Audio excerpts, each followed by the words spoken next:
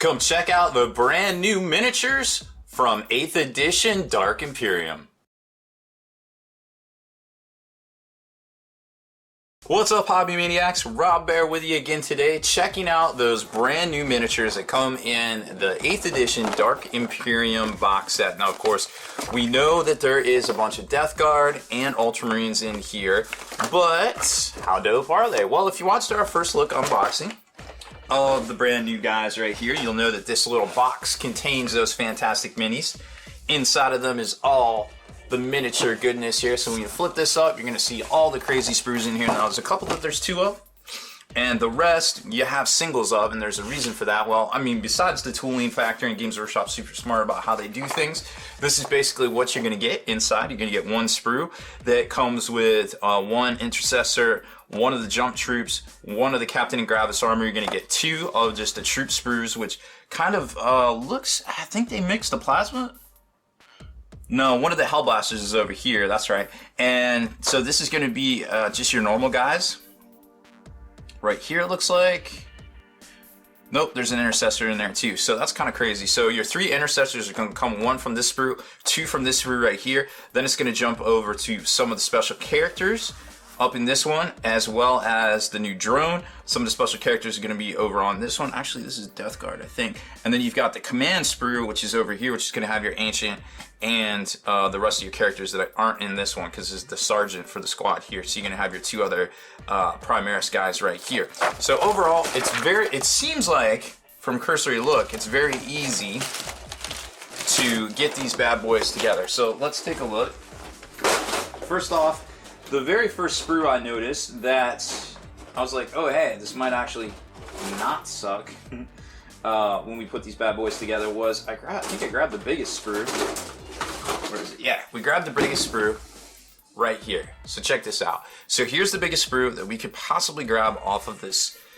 And you can see, once we swing this over before we zoom in and kind of show you what's going on, this is going to be the parts for Intercessor A. So Intercessor A is contained right here.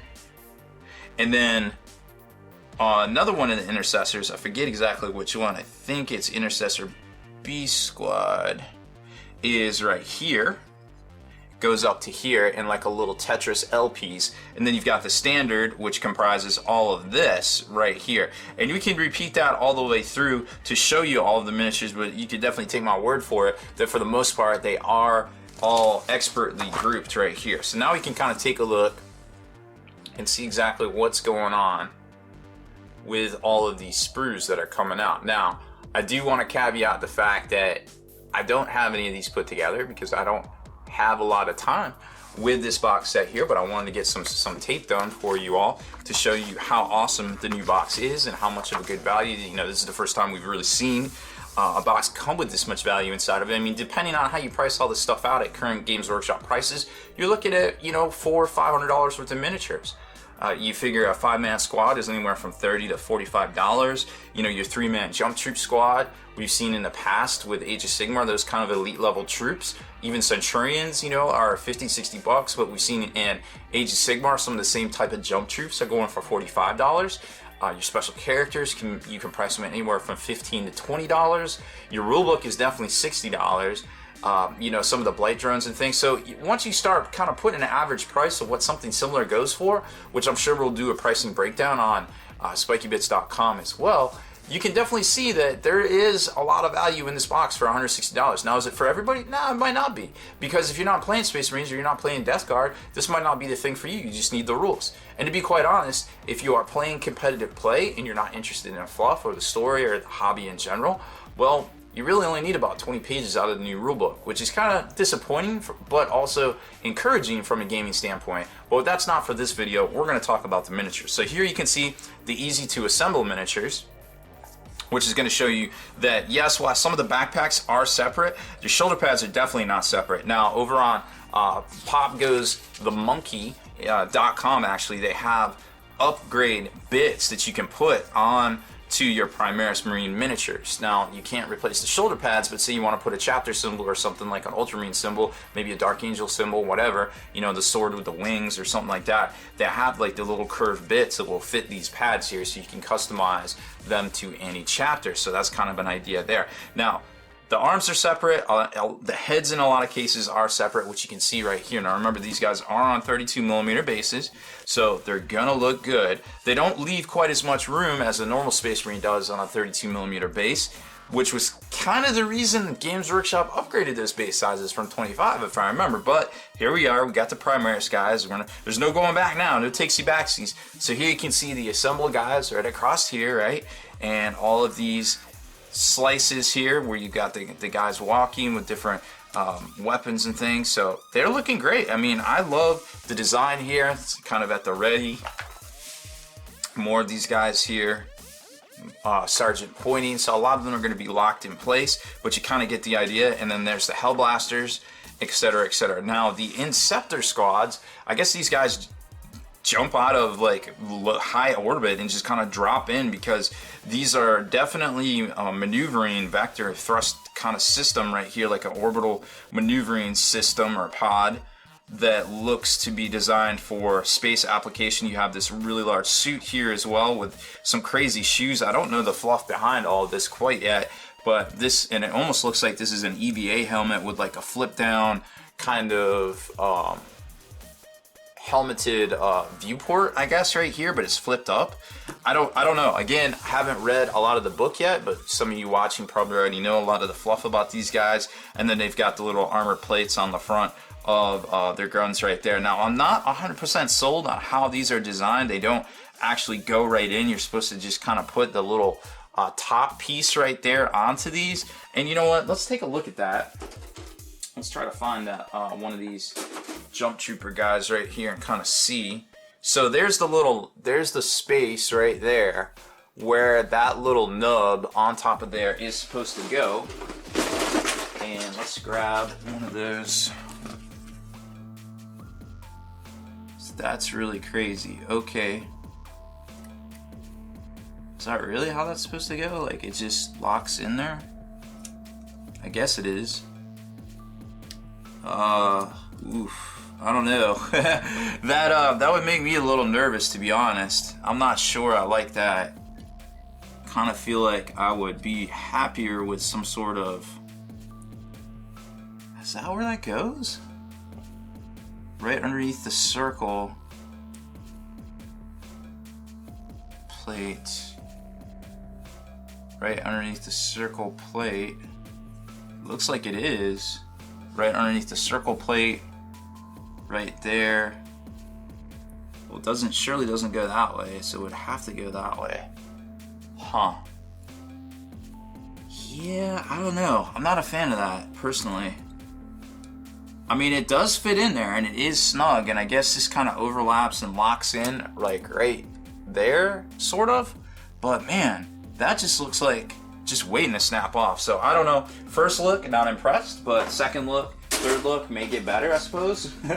But right now, I'm not impressed with that system. I definitely feel like I would rather kind of have a more of a recess there. And of course, these are the same sprues that the Sky Wardens or the Edrin Riggers from Age of Sigmar had, and more Marines for days. The Poxwalker's a little bit simpler. They're more kind of like a three-part kind of piece. Some of them have a little bit of a slice right there, but those look very easy to assemble. Then we've got the Plague Marines that go together a lot easier, more slices, more of arm features.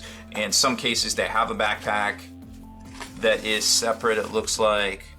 And then some are more of a slice kind of type deal here with this sensor kind of thing on the top, or is that a multi-melt? I can't tell. It looks like it is not a separate multi-multi, it's part of a sensor or something like that. So that's kind of cool once you get the Death Guard Plague Marines together. And then the Blightbringer, that's the guy with the bell on top, is definitely separate pieces. Then we got the Plague Caster as well.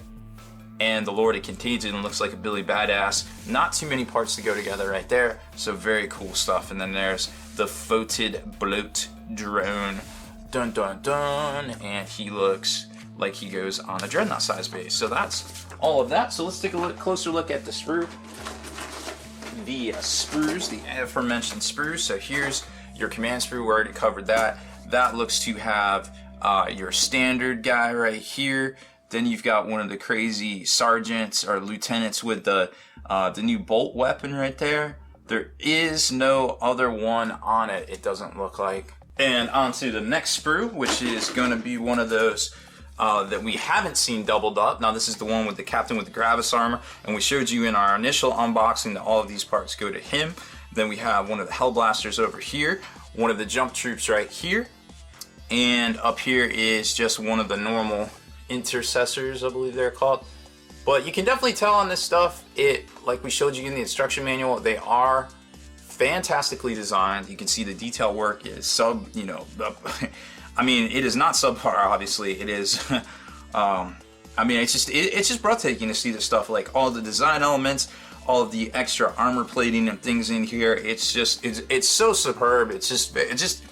It's very hard to form words to talk about. Like, yeah, there's a lot of haters out there like, the fluff, it doesn't make sense. But I mean, when you start looking at these miniatures, I mean, even 10 years ago, or, what was it, 10, 12 years ago, with Black Reach came out, this stuff just blows that away. Like, those were basically one-part Marines, in my opinion. Not they weren't one-part Marines, but they're all the same pose. They're terrible. Now you see this stuff, and you just got like dudes jumping in from space. You got dudes in like new armor. But look at these crazy capes. Like, this stuff is amazing. I just cannot wait to get it on the tabletop.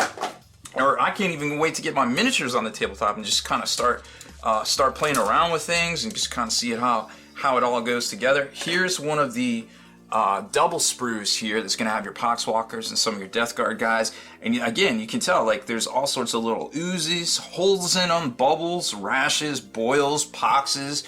You've got all this crazy, like, studs and everything. And I mean, take a look at it. Like, they've done their due diligence. Anything that sticks up on the sprue, they've tried to protect it with these outcroppings here as well. Here's your Death Guard, your dedicated Death Guard, and some of the special characters. There's your special character guys, your Blightbringer, for whom the bell tolls, and then over here you're going to have your super big guy, boom, right there. All of the Foetid Bloat drone, and just one more Death Guard guy. It looks like right there. Here's another one too, and there's the other half to it. So this looks, you got to be careful when you put this one together, because it's going to have the front that kind of attaches to it, and then these two left and right sides. So be careful there. Make sure you use some good glue, and there's the thrust engines right there. So this one might be the most difficult one to kind of punch out or to clip out, because you're going to have elements that are in different spots, because that's just kind of where they could fit it. But at least it's all in the same sprue and not all over the place like in years past. And then over to here, you're going to see this is the super sprue, which is going to have your Hellblaster and your other intercessor on it, and some normal guys, which we're going to see two of those right there, boom boom. And jumping over to the double up of the Plaguebringer sprue right there. So all in all, a very exciting way for Games Workshop to package this little thing here, because if you think about it, here's what they did. They took, let's zoom out for a little bit and show you this. Just like with the Armageddon stuff, the Armageddon train, they've got 1, 2, 3, 4, 5, 6 different sprues that they duplicated twice. So you took 6, you now have 8 sprues, so you cut your manufacturing costs down by what? A factor, like a 20% factor at the very least, right around that, right? So that's huge, 20% in the world of business, big. So they're not stupid, they know what they're doing, and if they give us the same quality product by doubling up stuff, I'm perfectly okay with that. I think it's a great trade-off. I think Games Workshop has really done their due diligence with this whole release right here, giving us color guides, giving us, a plethora of hobby activities and things. They even give us these two little Primaris and Death Guard, how to get started, little background kind of fluff, get those hobby juices going, and then it gets straight into the rules, so you can quick reference play these on the tabletop right here, and gives you a little bit of, hey, how all this stuff works, etc., etc.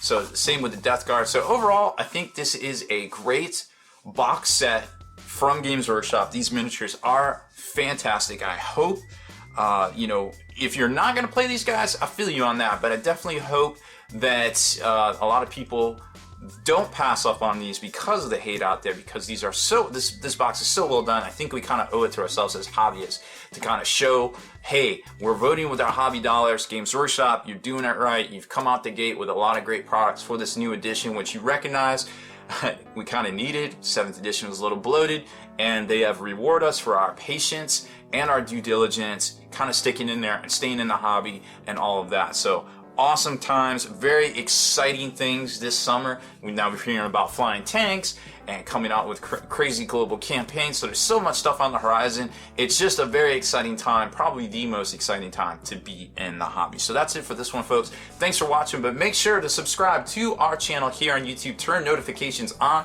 so you can be the very first to comment and like our videos here. And head on over to thelongwar.net. That's the home of the battle reports for exclusive content, early access videos, and more. Become a veteran of the Long War today.